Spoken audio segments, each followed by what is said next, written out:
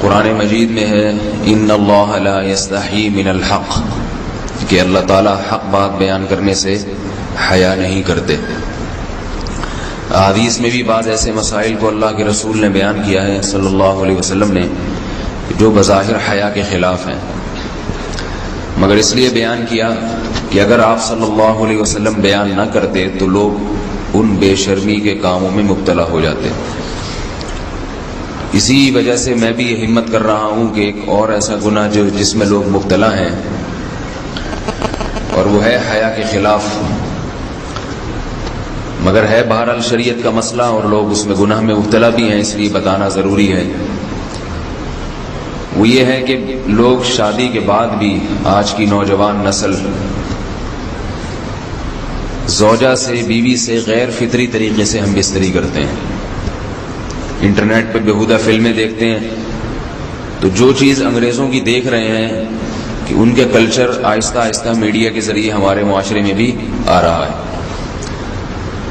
اللہ کے رسول صلی اللہ علیہ وسلم نے لعنت فرمائی ہے، ایک روایت میں ہے کہ اللہ اس کی طرف دیکھے گا نہیں کہ جو اپنی زوجہ سے پچھلے راستے سے ہم بستری کرے گا۔ یہ بیماری بھی، یہ گندگی بھی لوگوں میں پھیلتی جا رہی ہے، خاص طور پہ جن کو لڑکوں سے بدفعلی کی عادت پڑ جائے تو وہ زوجہ سے فطری راستے سے ہم بستری نہیں کرتے۔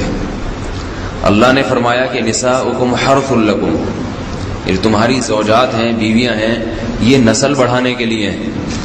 تو اسی راستے میں انسان اپنی خواہش کو پوری کر سکتا ہے جس راستے سے نسل بڑھتی ہے، اس کے علاوہ کسی اور راستے سے اپنی خواہش کو پورا کرنا یہ حرام ہے، گناہ کبیرہ ہے، گندگی ہے۔ ہمارے پاس کیسز آتے ہیں، ایک پاک دامن لڑکی کی شادی ہوتی ہے، لڑکا بھی بظاہر بڑا نیک، لیکن کیا ہے، لڑکا چونکہ ٹھرکی ہوتا ہے، شہوت کا درندہ ہوتا ہے، تو وہ یہ نہیں دیکھتا کہ میں اپنی بری خواہش مٹانے کے لیے میں اپنی زوجہ کو غیر فطری طریقے پر مجبور کیسے کر سکتا ہوں، تو مجبور کرتا ہے پھر اپنی بیوی کو۔ اس میں جو عورتیں زیادہ پاک دامن نہیں ہو، نیک نہ ہو، یا ان کو یہ ڈر ہو کہ طلاق ہو گئی تو ہم کہاں جائیں گے، وہ پھر اپنے شوہر کے ساتھ اسی غیر فطری طریقے پر آمادہ ہو جاتی ہیں، اور اس کا عذاب اور اس کا وبال یہ ہوتا ہے کہ کچھ دنوں میں ان کو بھی اسی کی لت پڑ جاتی ہے۔ انسان جب بھی کوئی غیر فطری راستہ اختیار کرتا ہے، آخرت کا عذاب تو بعد میں، دنیا کا عذاب یہ آتا ہے کہ پھر اس کو لذت فطرت میں آتی نہیں ہے، پھر جو راستہ اللہ نے رکھا اس میں اس کو لذت نہیں آئے گی، پھر وہ گندگی میں ہی گھسنے کی کوشش کرے گا، اس کی بھی فطرت خراب ہو جاتی ہے، اور جس کے ساتھ یہ بدفعلی کی جائے اس کی بھی فطرت خراب ہو جاتی ہے، وہ بھی پھر کسی کے قابل نہیں رہتے۔ تو اپنے جان پر رحم کرنا چاہیے۔ ہم انسان ہیں، ہم درندے نہیں ہیں، ہم گھوڑے نہیں ہیں، ہم گدھے نہیں ہیں، ہم جانور نہیں ہیں، ہم انگریز نہیں ہیں۔ انگریز نے تو حیا اور شرم کی تمام حدود کو توڑ دیا ہے، وہ تو درندے بن چکے ہیں۔ ہم تو درندے نہیں ہیں، ہم تو حلال کھاتے ہیں، پاک صاف رہنے کی کوشش کرتے ہیں، تو ہم ان کی جو کلچر دیکھ دیکھ کے ہم ویسے درندے بننے کی کوشش کیوں کریں؟ تو یہ بہت بڑا وبال ہے، بہت بڑی برائی ہے جو ہمارے معاشرے میں آہستہ آہستہ جڑ پکڑتی جا رہی ہے، اور اس سے بیماریاں بھی پھیلتی ہیں۔ غیر فطری طریقہ ہے، بیماریاں بھی پھیلتی ہیں۔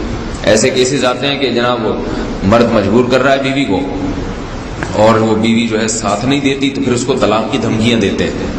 ایسے کیسز بھی آتے ہیں، اور یہ بھی آتا ہے کہ مرد جب اپنی بیوی کو غیر فطری طریقے پر مجبور کرتا ہے، بیوی آمادہ نہیں ہوتی، تو مرد پھر یہ دھمکی دیتا ہے کہ بھائی میری خواہش تو تم سے پوری ہوتی نہیں ہے، پھر میں دوسروں کے پاس جاؤں گا۔ تو یاد رکھیں، جس عورت کا شوہر یہ دھمکی دے اس کو کہ میں زنا کروں گا اگر تم نے میری خواہش پوری نہیں کی غیر فطری طریقے سے، تو عورت اپنے شوہر سے کہہ دے کہ جاؤ تم کہیں اور جا کے منہ کالا کرو، تمہاری فطرت میں گندگی ہے تو یہ مجھے گندا بنانے کی کوشش نہ کرو، اس کو زنا کرنے دیں، وہ اللہ آخرت میں اس سے بھگتے گا۔ ہر بیماری کا اللہ نے علاج رکھا ہے۔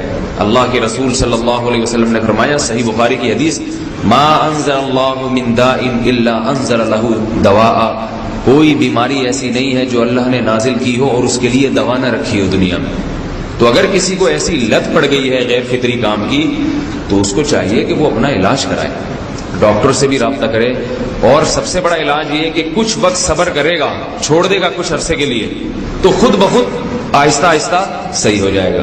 ایک آدمی شراب کا عادی ہے، ایک علاج تو یہ کہ ڈاکٹروں سے رابطہ کرے، بہتر علاج کے چھوڑ دے، کتنے دن تڑپے گا؟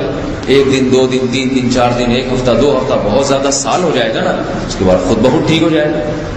سگریٹ کا عادی ہے، چھوڑ دے گا تو کتنے لوگ ہم نے دیکھے ہیں دن میں 20 سگریٹ پیتے تھے، چھوڑنے پر آئے تو بالکل ایک دم چھوڑ دی انہوں نے، آہستہ آہستہ کر کے چھوڑ دی، لیکن تکلیف ہوئی مگر عادی ہو گئے۔ تو اب کسی کو یہ لت پڑ گئی ہے غلط کام کی، برائی کی، تو اس کا بہترین علاج یہ ہے کہ وہ اپنے آپ کو بدلنے کی کوشش کرے، ماحول بدلے، اور کچھ وقت صبر کرے گا تو اللہ اس سے یہ عادت چھڑا دے۔ نہیں کی، صبر نہیں کیا اس نے، پھر اسی گندگی میں موت واقع ہوگی، پھر آخرت کا عذاب بہت سخت، نسلیں برباد ہو جاتی ہیں اس عمل سے انسان کی۔